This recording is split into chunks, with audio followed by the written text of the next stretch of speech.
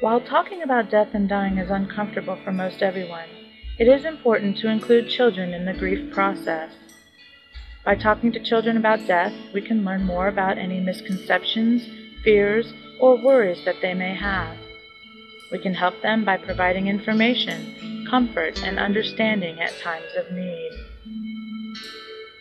Children may become aware of death at an early age through exposure to dead insects, birds, or animals, death of a family pet, television or video game content, fairy tales and other written materials, play and conversations with other children.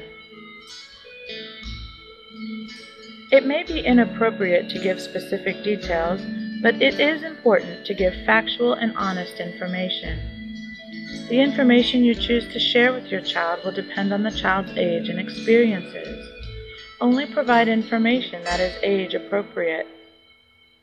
This will also depend on your own experiences, beliefs, and the situations in which you find yourself.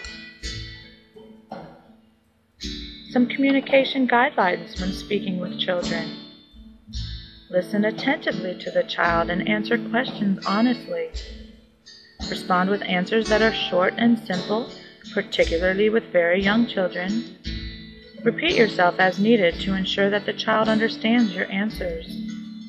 If a child loses a close family member, reassure the child often that they will continue to be loved and cared for. Encourage the child to express their thoughts and feelings. Avoid describing death in vague terms. Describing a deceased person as sleeping or away may generate a fear of going to sleep or traveling. Explaining that a loved one died because they were just sick may cause the child to be overly fearful of colds, flus, or other common illnesses. We tend to find different answers at different stages of our lives. If children are not given information that answers their questions, they may fill in those gaps with knowledge of inaccurate or made-up information. The developmental stages. Infants to children 2 years of age may sense a loss and pick up on the grief of parents or caretakers. Changes in eating, sleeping, or toilet habits may occur. Family is the center of a child's world for children ages 2 to 6.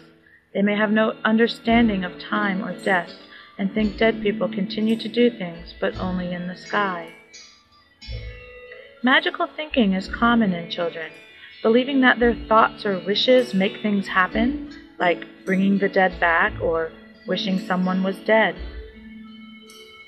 Children 6 to 9 years old still have magical thinking, but begin to see death as final.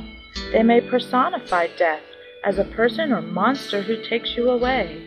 They often fear that death can be contagious and may develop an interest in the causes of death, such as violence, old age, or sickness.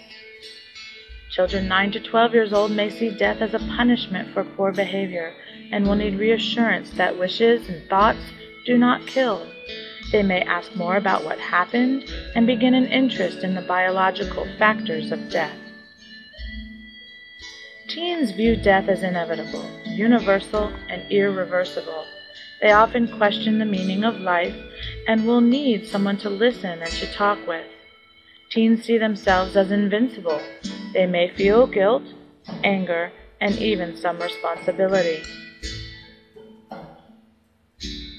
Some common reactions to look for in a grieving child may be marked change in school performance, poor grades despite effort, and refusal to go to school, onset of sleep disturbance and changes in appetite, angry outbursts, onset of hyperactivity, social withdrawal or deceased emotional responsiveness, onset of anxiety, excessive worry, and fears, onset of physical complaints such as headaches and stomach aches, and reduced ability to cope with everyday problems. While some of these behaviors are very common grief reactions, if these behaviors continue for long periods of time or increase in severity, you may want to seek the assistance of a professional. What helps? Allow your child time to talk about their loved one and be a good listener. Don't be afraid to talk about your own feelings. Encourage or provide opportunities for creative expressions of grief through art, writing, and dance. Provide safety, routine, and structure as often as possible. Offer opportunities to commemorate and remember their loved one. Plant a tree, create a scrapbook, participate in a balloon release, visit the cemetery or special place to remember your loved one.